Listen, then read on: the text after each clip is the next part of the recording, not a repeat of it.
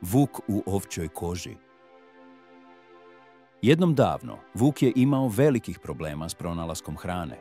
Pastiri su neprestano pazili na stado, a njihova budna oka činila su gotovo nemogućim da ulovi i jednu ovcu. Jedne večeri, Vuk je naišao na ovčju kožu koju je netko odbacio i zaboravio. Odjednom mu je sinula lukava ideja.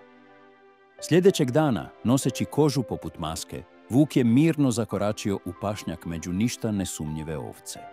Savršeno se uklopio i prevario cijelo stado.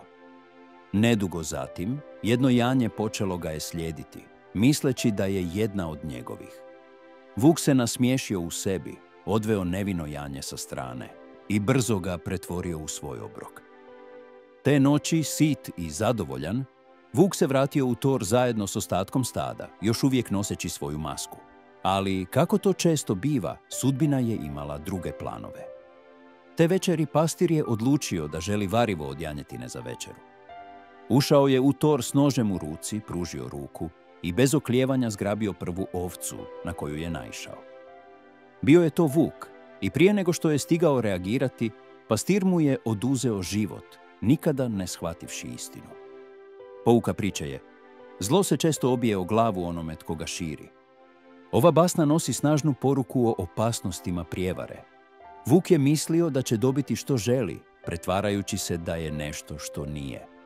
Njegova maska prevarila je stado i donijela mu brzu nagradu, ali ga je na kraju njegova vlastita obmana stajala života.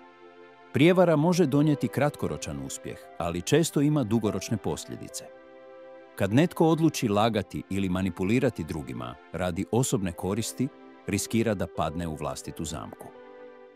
Ova priča nas podsjeća da su iskrenost i poštenje ne samo vrline, već i zaštita. Pretvarati se da si nešto što nisi može kratkoročno prevariti druge, ali istina na kraju uvijek izađe na vidjelo, ponekad na bolan način,